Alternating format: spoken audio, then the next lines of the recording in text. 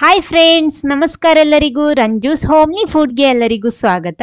ಇವತ್ತು ನಾನು ಕ್ಯಾರೆಟ್ ಉಪಯೋಗಿಸಿ ಒಂದು ಆರೋಗ್ಯಕರವಾಗಿರುವಂತಹ ಒಂದು ಬ್ರೇಕ್ಫಾಸ್ಟ್ ರೆಸಿಪಿ ಜೊತೆ ಬಂದಿದ್ದೀನಿ. ಎಣ್ಣೆ ತುಪ್ಪ ಏನು ಬಳಸ್ತಾ ಇಲ್ಲ. ಬನ್ನಿ ನೋಡೋಣ ಏನು ಹೇಗೆ ಮಾಡೋದು ಅಂತೆಲ್ಲ. ಆಮೇಲೆ ನೀವು ಫಸ್ಟ್ ಟೈಮ್ ಈ ಚಾನಲ್ ನೋಡ್ತಿದ್ರೆ ಈ ವಿಡಿಯೋದ ಕೆಳಗಡೆ ಕಾಣುವ ಸಬ್ಸ್ಕ್ರೈಬ್ ಬಟನ್ ಕ್ಲಿಕ್ ಮಾಡಿ ಚಾನಲ್ ಸಬ್ಸ್ಕ್ರೈಬ್ ಮಾಡಿ ಸಪೋರ್ಟ್ ಮಾಡಿ. ಅದರ ಪಕ್ಕದಲ್ಲಿರುವ ಬೆಲ್ ಐಕನ್ ಪ್ರೆಸ್ ಮಾಡಿ, ಅದರಲ್ಲಿ ಬರುವ ಆಲ್ ಆಪ್ಷನಿಗೂ ಕ್ಲಿಕ್ ಮಾಡಿ. ಹಾಗಿದ್ರೆ ಮಾತ್ರ ನಾನು ಹಾಕುವ ಹೊಸ ಹೊಸ ವಿಡಿಯೋಸ್ಗಳ ನೋಟಿಫಿಕೇಶನ್ ಎಲ್ಲ ನಿಮಗೆ ಕೂಡಲೇ ಸಿಗುತ್ತೆ. ಮೊದಲು ನಾನೊಂದು ಪ್ಯಾನ್ ಬಿಸಿ ಮಾಡಿಬಿಟ್ಟು ಅದಕ್ಕೊಂದು 3/4 ಕಪ್ ರವೆ ಹಾಕ್ತಾ ಇದ್ದೀನಿ. ಇನ್ನು ಇದನ್ನ ಲೋ ಫ್ಲೇಮಲ್ಲಿ ಚೆನ್ನಾಗಿ ಹುರಿಬೇಕು. ಲೋ ಫ್ಲೇಮಲ್ಲಿ ಇಟ್ಟು ಹುರಿಬೇಕು, ಅವಾಗ ಕರೆಕ್ಟ್ ಆಗಿ ಸಿಗುತ್ತೆ ನಮಗೆ. ನೋಡಿ, ಇವಾಗ ರೋಸ್ಟ್ ಆಗಿ ರೆಡಿ ಆಗಿದೆ, ಸಾಕು. ನಾನು ಸ್ಟವ್ ಆಫ್ ಮಾಡ್ತಾ ಇದ್ದೀನಿ. ಇನ್ನು ನಮಗೆ ಬೇಕಾಗಿರೋದು ಕ್ಯಾರೆಟ್. ನಾನಿಲ್ಲಿ 1 ಕ್ಯಾರೆಟ್ ತುರಿದಿಟ್ಕೊಂಡಿದ್ದೀನಿ, ಅದನ್ನೊಂದು ಮಿಕ್ಸಿಂಗ್ ಬೌಲಿಗೆ ಹಾಕ್ತಾ ಇದ್ದೀನಿ. ದೊಡ್ಡ ಕ್ಯಾರೆಟ್ ಆದ ಕಾರಣ 1 ತಗೊಂಡಿರೋದು. ಇನ್ನು ನೋಡಿ, ಒಂದ್ಸಲ ಕೈಯಲ್ಲೇ ಇದನ್ನ ಚೆನ್ನಾಗಿ ಮಿಕ್ಸ್ ಮಾಡ್ಕೊಳ್ಳಿ. ಈ ರೀತಿ ಇದರಲ್ಲಿ ಬೇಕಾದಷ್ಟು ನೀರಿನ ಅಂಶ ಇದೆ, ಆದ ಕಾರಣ ಸ್ವಲ್ಪ ಜಾಗ್ರತೆಯಿಂದ ಮಾಡಬೇಕು. ನೋಡಿ, ಈ ರೀತಿ ಮಿಕ್ಸ್ ಮಾಡ್ಕೊಳ್ಳಿ. ಇದಕ್ಕೆ ಸ್ವಲ್ಪ ಸ್ವಲ್ಪ ನಾವು ರೋಸ್ಟ್ ಮಾಡಿಟ್ಟಂತಹ ರವೆ ಇದೆಯಲ್ಲ ಅದನ್ನ ಹಾಕೊಂಡು ಮಿಕ್ಸ್ ಮಾಡಬೇಕು. ಆಮೇಲೆ ಇದಕ್ಕೆ ನಾನಿಲ್ಲಿ ಸ್ವಲ್ಪ ನಾನಿಲ್ಲಿ ಉಪ್ಪಿನ ನೀರು ಹಾಕ್ತಾ ಇರೋದು. ನಿಮ್ಗೆ ಉಪ್ಪು ಹುಡಿ ಇದ್ರೆ ಅದನ್ನು ಸೇರಿಸ್ಬೋದು. ಅದಕ್ಕೆ ಹೇಳಿರೋದು ಜಾಸ್ತಿ ನೀರು ಸೇರಿಸಬಾರ್ದು ಅಂತ. ಸ್ವಲ್ಪ ಸ್ವಲ್ಪ ಹಾಕ್ಬಿಟ್ಟು ಈ ರೀತಿ ಮಿಕ್ಸ್ ಮಾಡ್ತಾ ಬನ್ನಿ. ನೋಡಿ, ಈ ರೀತಿ ನಮ್ಗೆ ಎಷ್ಟು ಬೇಕೋ ಅವಾಗ ಕರೆಕ್ಟ್ ಗೊತ್ತಾಗುತ್ತೆ. ಈ ರೀತಿ ಮಿಕ್ಸ್ ಮಾಡ್ತಾ ಬಂದ್ರೆ ಆಯ್ತು. ಇಲ್ಲಿ ಕ್ಯಾರೆಟ್ ನಿಮ್ಗೆ ಜಾಸ್ತಿ ಹಾಕಿದ್ರೇನೆ ಚೆನ್ನಾಗಿರೋದು, ಆದ್ರೆ ಸ್ವಲ್ಪ ಬೇಕಿದ್ರೆ ಕಡಿಮೆನೂ ಮಾಡ್ಬೋದು. ನೋಡಿ, ಈ ರೀತಿ ಮಿಕ್ಸ್ ಮಾಡಿ ಇಟ್ಕೊಂಡಿದ್ದೀನಿ. ಹಿಟ್ಟಿಲ್ಲಿ ರೆಡಿ ಆಗಿದೆ. ಈ ರೀತಿ ಇದೆ. ಉಪ್ಪೆಲ್ಲ ಕರೆಕ್ಟ್ ನೋಡ್ಕೊಳ್ಳಿ. ಇನ್ನು ನಮಗೆ ಬೇಕಾಗಿರೋದು ಬಾಳೆ ಎಲೆ. ನಾನಿಲ್ಲಿ ಬಾಳೆ ಎಲೆ ತಗೊಂಡಿರೋದು. ನಮಗೆ ದೊಡ್ಡ ದೊಡ್ಡ ಪೀಸ್ ಬಾಳೆ ಎಲೆನು ಬೇಡ, ಸಣ್ಣ ಸಣ್ಣ ಪೀಸ್ ಸಾಕು. ನೋಡಿ, ಈ ರೀತಿ ಅದು ಸಾಕು. ಇದನ್ನು ಮಾತ್ರ ಸ್ವಲ್ಪ ಬಿಸಿ ಮಾಡಬೇಕು, ಬಾಡಿಸ್ಬೇಕು, ಇಲ್ಲ ಅಂದ್ರೆ ಫೋಲ್ಡ್ ಮಾಡುವಾಗ ಹರಿಬಹುದು. ಅದನ್ನ ನೋಡಿ, ಈ ರೀತಿ ನಾವು ಕೋನ್ ಐಸ್ ಕ್ರೀಮ್ ಎಲ್ಲ ಇದೆಯಲ್ಲ ಆ ಕೋನ್ ಶೇಪ್ ಅಲ್ಲಿ ಈ ರೀತಿ ಇದನ್ನ ಮಡಚಬೇಕು. ಆಮೇಲೆ ಅದರ ಎಂಡ್ ಪಾಯಿಂಟ್ ಇದೆಯಲ್ಲ ಅದನ್ನ ನೋಡಿ ಕರೆಕ್ಟ್ ಹಿಡ್ಕೊಳ್ಳಿ. ಈ ರೀತಿ ಅದನ್ನು ಮಡಚುವಾಗ ಅದರ ಆಪೋಸಿಟ್ ಭಾಗದಿಂದ ಮಡಚಬೇಕು.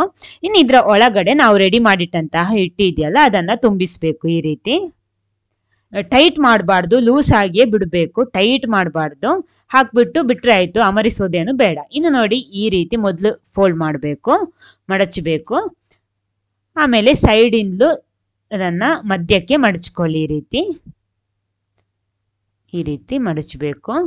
2 ಬದಿ ಕೂಡ ಮಡಚಿಬಿಟ್ಟು ಉಳಿದಿರುವ ಭಾಗವನ್ನ ಹಿಂಬದಿಗೆ ಮಡಚಿದ್ರೆ ಆಯ್ತು. ಅವಾಗ ಕರೆಕ್ಟ್ ಶೇಪ್ ಸಿಗುತ್ತೆ ನಮಗೆ. ಅದೇ ರೀತಿ ಟೈಟ್ ಆಗಿ ಕೂಡ ನಿಲ್ಲುತ್ತೆ, ಯಾವುದೇ ಸ್ಟಿಕ್ ಆ ರೀತಿ ಏನು ಬೇಡ ನಮಗೆ. ನೋಡಿ, ಈ ರೀತಿ ನಿಲ್ಬಹುದು. ಇದೇ ರೀತಿ ಎಲ್ಲ ಕೂಡ ರೆಡಿ ಮಾಡಿ ತರ್ತೀನಿ ನಾನು. ನೋಡಿ, ಇವಾಗೆಲ್ಲ ರೆಡಿ ಆಗಿದೆ. ಇನ್ನು ಇದನ್ನ ಬೇಯಿಸ್ಬೇಕು. ಬೇಯಿಸೋದು ಆವಿಯಲ್ಲಿ ಬೇಯಿಸ್ತಾ ಇರೋದು ನಾನಿಲ್ಲಿ. ಮೊದಲು ಅದಕ್ಕೋಸ್ಕರ ನೋಡಿ, ಇಡ್ಲಿ ಪಾತ್ರೆಯಲ್ಲಿ ಸ್ವಲ್ಪ ನೀರು ಬಿಸಿ ಮಾಡೋದಕ್ಕೆ ಇಟ್ಟಿದ್ದೀನಿ. ನೀರೆಲ್ಲ ಬಿಸಿ ಆಗಿದೆ. ಅದರ ಮೇಲ್ಗಡೆ ತಟ್ಟೆ ಇಟ್ಬಿಟ್ಟು ನಾವಿಲ್ಲಿ ರೆಡಿ ಮಾಡಿಟ್ಟಂತಹ ಈ ಪ್ಯಾಕೆಟ್ ಇದೆಯಲ್ಲ ಅದನ್ನ ಈ ರೀತಿ ಇಡಬೇಕು. ಇಟ್ಬಿಟ್ಟು ಇದನ್ನ ಬೇಯಿಸ್ಬೇಕು. ಹೈ ಫ್ಲೇಮಲ್ಲಿ ಒಂದು 15 ನಿಮಿಷ ಇದನ್ನ ಬೇಯಿಸ್ಕೊಳ್ಳಿ. ನೋಡಿ, ಇವಾಗ 15 ನಿಮಿಷ ಆಗಿದೆ. ನಾನು ಸ್ಟವ್ ಆಫ್ ಮಾಡಿದ್ದೀನಿ. ನೋಡಿ, ಎಲ್ಲ ರೆಡಿ ಆಗಿದೆ. ಇವಾಗ ಬಿಸಿ ಬಿಸಿ ಇದೆ. ಸ್ವಲ್ಪ ಆರಿದ್ಮೇಲೆ ಇದನ್ನ ಇನ್ನೊಂದು ಪ್ಲೇಟಿಗೆ ತೆಗೆದಿಟ್ಕೊಳ್ಳಿ. ನಮ್ಮ ಆರೋಗ್ಯಕರವಾಗಿರುವಂತಹ ಬ್ರೇಕ್ಫಾಸ್ಟ್ ಇಲ್ಲಿ ರೆಡಿ ಆಗಿದೆ.